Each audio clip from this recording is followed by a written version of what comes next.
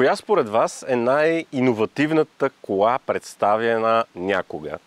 Може да се поспори, но също така може да се посочи и една конкретна, и това е Citroën DS от 1955 година, изложението в Париж. Защото този автомобил, в него дебютират страшно много новости само в една кола. Обикновено производителите пускат по една-две новости в модел, но там са събрани изключително много. Хидропневматичното окачване, което е вероятно най-комфортното правено някога, супер иновативно. Предният капак е алуминиев, много голям. Таванът на автомобила е изработен от фибростъкло, за да може да бъде свален центъра на тежестта. При фейслифта на модел се появяват завиващи фарове, това става въпрос за 60-те години, си представете. Воланът е с една спица, за да може да се вижда таблото по-добре. Спирачният педал не е педал, а е буквално едно гумено пулче. Въобще колата е космическа и до ден днешен изглежда така. DS произвеждаше до 75-та година, около 1,5 милиона са направени, на различни места се е произвеждал, след което DS престава да съществува. Престава да съществува до 2009 година, когато Citroën връща марката като подразделение негово. 2014, 1 юни, се отделя като отделна марка, а от 2015 част от ПСА и 2021 вече от голямото корпоративно семейство на Stellantis. Днес автомобилите на марката не са толкова иновативни, макар че има много технически новости по тях, залагат на дизайна, на лукса, а ние избрахме да ви представим един от тях, който е именно DS4. Разбира се, в детайли, както обичаме.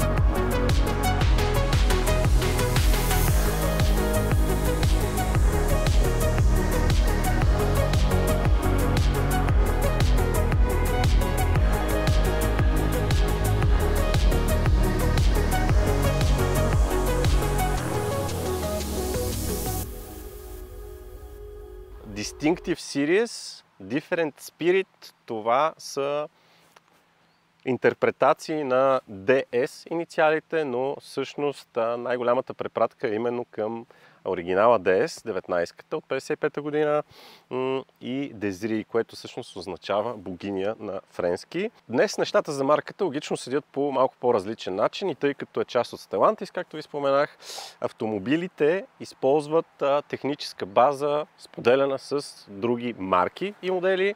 Става въпрос за платформата в случая PSA MP2, т.е. този автомобил ползва части с Peugeot 308, 408 и също така Opel Astra, най-новото поколение L, което се произвежда в Рюселхайм, Германия, където се прави и тази кола. Да, примерът за френски стил, демонстрация на мода, дори може да се нарече, се прави в Германия, макар че дизайнът на DS4 е разработен именно в центъра на модната столица Париж. Спас. Като стар експерт по мода, това съм аз, да, за мен става дума. Колата изглежда интересно, като кросовър е, т.е. тя е конкуренция, освен на Mercedes A-клас, BMW първа серия, също така и на Cupra Formentor, Kia Exceed и още няколко модела. Не е 4x4, всичките версии са на предно предаване, но за задвижването малко по-късно. На мен лично ми харесва дизайна, като естествено зависи визията на колата от нивата на оборудване. В случая те са 4. Имате Palace, базовото, след това Etoile Napa, което е нашата версия, и топ изпълнението е кръстено на много известен френски журналист и писател, написал Малкия принц. Екзюпери, точно така. Той е пилот май, ако не се лъжа. Да, и доста други неща. Като при базовото също имате LED фарове, от второто нагоре получавате тези, които са DS Matrix LED Vision. Още от базовото имате също и тези елементи, дневните светлини и също така решетката, която е с диамантени елементчета. Стана доста популярна в последните години този подход. Емблемата на DS и тук горе също емблема на DS, която обаче при хибридната версия A-Tense, така се означава, е малко по-различна. А долу виждате сензора на радарния круиз контрол, който идва стандартно още от базовото изпълнение. Предният капак не е толкова голям, колкото на оригинала DS19, макар че оригинал е не точно определение, защото все пак говорим за кола, която излязла преди доста години. Има ли амортисьори? Има амортисьорчета. Гамата започва от бензинов 1.2 PureTech 3-цилиндров турбомотор с 130 конски сили и 230 Нм. Това ви е и най-евтиният начин да притежавате DS4, защото там цената започва от 69 111 лева. Следващата стъпка е нашият автомобил, дизелов. Да, има и дизел. Blue HDI 4-цилиндров 1.5 мотор. Турбо, разбира се, с също 130 конски сили, само че въртящият момент, традиционно, защото е дизел, е по-висок, имате 300 Нм. Оттам хибридната версия с 1.2 мотор, 3-цилиндровия, който е и в чисто бензиновата, само че в хибрида работи по цикъла на Милър, подпомага се от малък електромотор с 21 конски сили, 55 Нм, за сумарно 136 конски сили и също 230 Нм, колкото на обикновеният бензин. Батерията е много малка, на 0,9 кВт, даже малко по-малка от това. Т.е. там имате едно подпомагане с цел малко по-бързо ускорение и разбира се икономия на гориво, което е основният смисъл на хибридната версия. Топ изпълнението и Tense, както ви казах, по отношение на задвижването е истински хибрид или по-скоро даже плъгин хибрид с 1,6 литров вече двигател, 4 цилиндъра, бензин, разбира се, с 180 конски сили и 250 Нм, но подпомаган от електромотор с постоянни магнити с 110 конски сили и още над 300 Нм. Сумарната мощност на системата 225 конски сили и 360 Нм и там също задвижването е предно. Цените, това пък е най-скъпият вариант, защото започва от около 91 000 лева, даже почти 92 000 лева в базовото ниво на оборудване, а топ спецификацията отивате на около 106. Средните варианти, дизелът е 71 700 лева, а хибридът, не плагина, е малко над 72. При плагин варианта имате батерия с капацитет 12,4 кВт, разположена в задната част около багажника, която може да зареждате от Lowbox с мощност 11 кВт или 7,4 за около час и 40 минути. От подсилен контакт в къщи 18 амперов, времето за зареждане е 3 часа и 50 минути, а от обикновен контакт 8 ампера ще ви са необходими 5 часа и половина. Всички версии са с предно предаване, нямате 4x4 и всички са с автоматични скоростни кутии и електрически ръчни спирачки, като при бензина и дизел е 8 степена, Aisin с хидротрансформатор, което даже тук се вижда кутията, пише Aisin, AEW, Co, LTD, Japan и така нататък. При хибридът е 6 степена с двоен съединител, а при плъгин хибрида е също 8 степена, но тя е електрифицирана заради споменатия вече електромотор. Кората на двигателя, както виждате, е доста минималистична, даже сякаш върху нея трябва да има нещо друго, но това е при тази версия. А при плъгин хибрид изглежда по малко по-различен начин, пластмасово с допълнителни орнаменти. Друго нещо, LED фаровете, марката се вижда, Automotive Lighting, което не е толкова важно, амортисьорчета ги споменах, и тук също така има една камерка или по-скоро сензор, който е за адаптивното окачване, за което ще ви кажа, когато подкарам автомобила. Също без значение от нивото на оборудване, получавате хромирани дръжки, които освен това, както виждате, са изкачащи наравно с автомобила. От второто ниво получавате keyless система, т.е. когато приближите, тя излиза, или с натискане на ключа. От DS казват, че този тип дръжки са единствените в сегмента. Интересно друго предложение е версията Cross, която честно казано не съм сигурен дали се предлага в България. Нямаше в конфигуратора, но на други места съм виждал. Тя изглежда почти по същия начин, само че е леко по-оффроуд, с черни елементи отпред и отзад. Тук имате също черни елементи за Hard визия и надпис Cross, както и рейки на покрива. Като размери 4,4 метра до милиметър, точно междуосието е 2675 мм, височината е 1470, а широчината е 1866 без огледалата, които, както виждате, са в черен цвят. В случая имаме контрастен черен покрив също така, който се доплаща малко над 600 лева, всъщност 657 лева, за да съм честен, и е стандартен обаче за версията Антуан Сент Екзюпери, като там получавате стандартно и сив цвят без доплащане. Този е Crystal Pearl или кристална перла. Доплаща се около 1100 лева, а най-скъпият е бялата перла 1600 лева. Друго нещо, хромирана лайсна тук и също елементче DS в задната част на C колонката. Реално затъмнени задни стъкла от второто ниво на оборудване. Тук, разбира се, капачката на резервоара с добавка за AdBlue, а при плъгин варианта имате още една от другата страна, откъдето се случва всъщност зареждането на батерията. Джантите са красиви, 5 варианта общо се предлагат, абсолютно всички версии идват с 19-инчови такива, с гуми с размер 205 на 55, като за плъгин варианта се предлага опция и на 20, която вече отивате на 245 на 40. Всичките са такива контрастни с DS елементчета, а за самото окачване, както изпоменах, ще ви кажа, когато подкарам автомобила. С матричните LED фарове от ниво 2 идват и тези много готини задни стопове.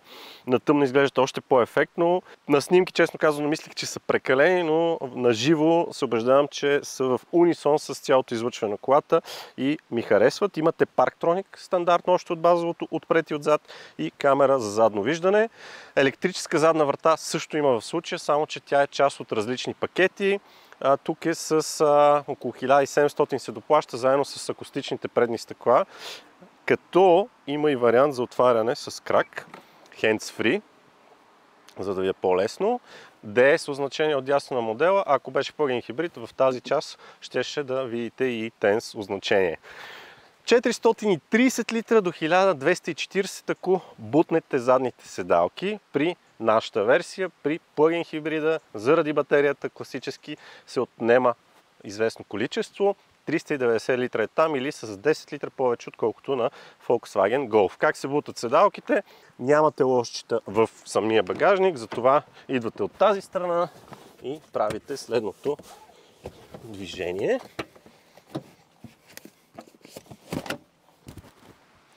Разделена е, както виждате, 60 на 40 и не се образува толкова равен пот. И също така имате и ръб, който би затруднил товаренето на по-тежки и дълги предмети, но така или иначе не е толкова фатално.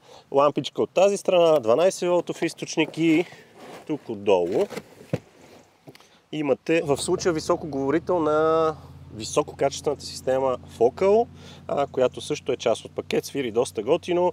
На нейно място може да имате също така подготовка за резервна гума или резервна гума, което няма как да стане при плъгин хибрида заради наличието на вече споменатата батерия.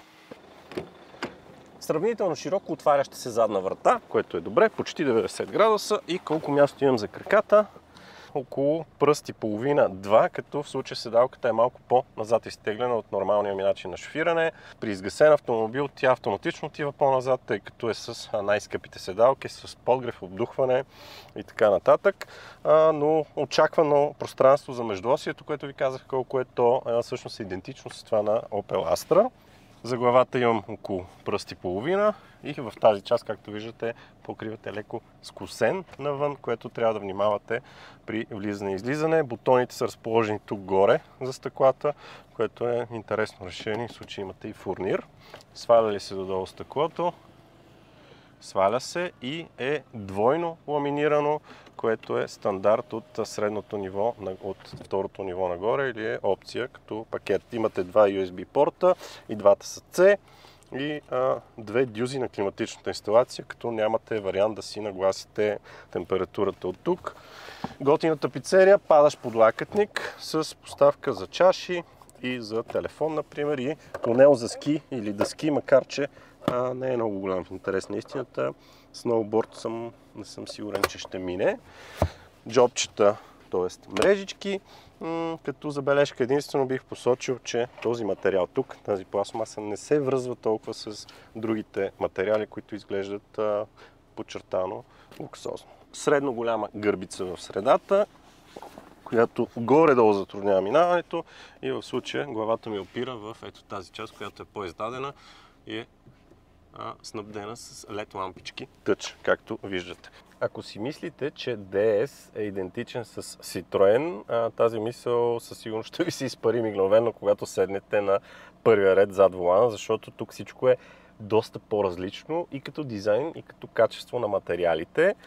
Нека започна с него. Тук имате меки повърхности, отзад задната кора също е мека. Често, знаете, производителите правят на втория ред да са изглеждащи по същия начин, но спестяват и ги правят по-твърди. Интересно оформление на вратата, като в случая тук имате кафява кожа, защото нивото на оборудване е такова, казах ви, напа. И седалките също са такива, с подгрев, вентилация, масаж функция, което е част от пакета Absolute Comfort за 6800 лева. Не се плашете, защото с него, освен въпросните седалки, влиза и Focal, Electra, супер стереосистемата и панорамния покрив, който е самостоятелна опция за 2300 лева. Базовото ниво на оборудване е с текстил, следващото е с алкантара, а топ изпълненията де-факто това и Exuperi са с въпросната кафява кожа. Електрическо задвижване, подгрев и подгрев на волана, още от второто е тойле. Стандартно идва и с този дисплей 10-инчов, като в базата той не е с навигация снабден дисплея, но пък е безжично Apple CarPlay и Android Auto. От ниво 2 нататък получавате вградена навигация и още функции, включително и ето този интересен тъч елемент, тъчпад. Вижте, може да си рисувате, чрез него може да въвеждате адрес, т.е. да пишете на него, и също така служи за шорткът, за пряк достъп до различни функции. Например, задържате по този начин и може да изберете седалките, които споменах. Ето подгрев, вентилация и масажната функция, змия, вълна, различни режими може да активирате. Apple CarPlay е с едно натискане, безжично работи супер и като цяло системата е повече от добре. Очаквах, честно казано, да не работи чак толкова бързо. Като минус обаче е климатичната инсталация, защото тук имате преки пътища за температурата, за циркулацията на въздуха, min-max, но като натиснете не е толкова интуитивно, защото вижте в ляво и в дясно. Обикновено автомобилните производители ви насочват с цветове синьо или червено, но тук в случая е малко по-завуалирано. Вентилаторът от този плъзгач, но вероятно с времето, ако е ваш автомобила, свиквате. Харесва ми тази лайсна, доста така разчупено изглежда и в стил DS, наистина стилно. И тук по този начин се контролират вентилационните отвори, което обаче не мисля, че е най-лесният вариант. Имате всъщност по два контролера за един отвор, нагоре и надолу чрез този палец, наляво и надясно чрез ето тези колелца, което също не знам дали е добра идея. Друг плюс обаче е ето този бутон Home, защото е физически, с него се връщате в началото на домашната страница на Infotainment системата. Стандартно също имате и дисплей зад кормилото, т.е. нямате аналогови уреди. Разходът на гориво е изписан тук, но ще ви го кажа, когато подкарам автомобила. Малко е тъмен, но пък ви дава абсолютно цялата необходима информация и също така от второто ниво нагоре получавате и нещо, което най-вероятно не виждате. Head-up дисплей с добре изобразена информация за пътуването, включително и за подпомагащите системи, които също са доста. Асистент за следене на лентата, старт-стоп и панорамна камера, защото колата в случая е снабдена с такъв пакет 360 градусов. Изображението на камерите бих казал, че е доста прилично. Волан също кожен, пера за смяна на предавките също стандартни за всички версии и истински физически бутони на волана, което винаги е супер, а не тъч повърхности, които въведаха Volkswagen, Mercedes и още няколко марки, макар че Volkswagen заеха да ги връщат. Колата е екипирана с пакет с безжично зареждане, площадка за телефон. Имате също така USB-C и тази вратичка, за да не ви дразни устройството и за да съхранявате вещи далеч от погледа ви. Поставките за чаши не са на най-удобното място, ако ползвате кафе чашки малки, но пък за всичко останало са окей. И познато от други модели на PSA, групата всъщност, превключвател на скоростната кутия, метален палец, който аз лично съм окей с него, защото много бързо може да маневрирате, особено по време на снимки ми се налага да правя обратни завои, което става лесно чрез него. Имате и M режим за ръчна смяна, също и физически бутон на стереосистемата, което винаги е плюс. Режими на каране, 4 спорт, нормален, комфорт и еко.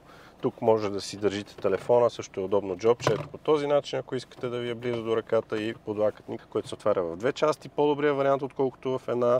Сравнително дълбок е, също USB-C и жабка средно голяма с 2 GoPro-та, четка за зъби и други неща.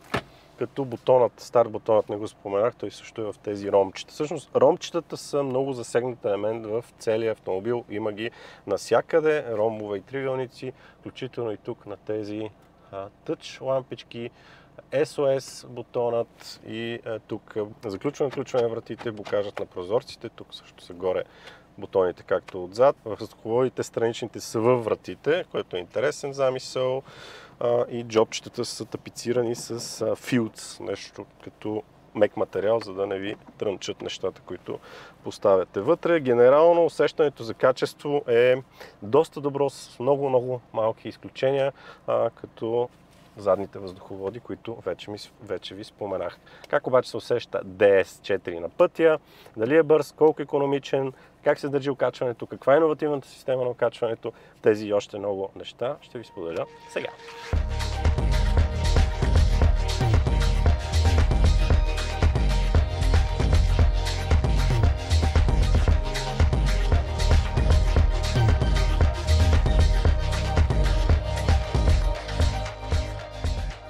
DS4 може и да се различава от Citroen, но има една запазена страна добра на Citroen и това е комфортът. В днешно време много автомобили и марки наблягат на спорт. Думата спорт използват я в прес-съобщенията си многократно. Говорят за времена на Нюрбургринг, само че вие когато отивате до някои от веригите супермаркети големи или си карате децата на училище, не го правите по писта и не го правите с лаунч контрол и не го правите за време, макар че понякога бързате. Затова DS залагат именно на комфорта, като в случая имам режим комфорт, един от 4-те на каране, спорт, нормален и еко, като с него получавате едно много интересно окачване. Active Scan се казва, стереокамера в предната част, буквално чете пътя и регулира индивидуално всеки амортисьор в зависимост от неравностите, за да получите оптимален комфорт. Система, която по принцип не е новост в автомобилостроенето, но ако искате такава другаде, трябва да отидете вече при S-клас Rolls-Royce и такъв клас автомобили. Окачването е доста комфортно и колата, освен това, е добре обезшумена. Споменах ви, че от второто ниво на оборудване получавате нещо, което харесвам, именно ламинирани стъкла, двойни, които не са само отпред, ами са и в задната част. Маневреност абсолютно адекватна за автомобил с подобно междуосие. Предният надвес е доста къс, което винаги е плюс за по-спортна визия на колата и също за споменатата вече способност да завива. Видимост, готини странични огледала до някъде ми напомнят, не се смейте, на тези на Пагани, Хуайра и Зонда по-скоро, като форма, макар че там са по-мънички, естествено карбонови. Познати са и от други модели на концерна. Напред е също добра видимост, колонките са с не много големи и тук са разположени също и пищялките на Focal. Системата, видимостта назад не е толкова добра, защото виждам подглавниците и задното стъкло не е толкова голямо, но пък има чистачка, за разлика от някои други модели, като BMW X6 мисля, че беше, нямаше такава, но за видимостта назад се грижат камерите, стандартната камера, която ви споменах и в случая пакетът с 360 градусово наблюдение с прилично качество на камерите.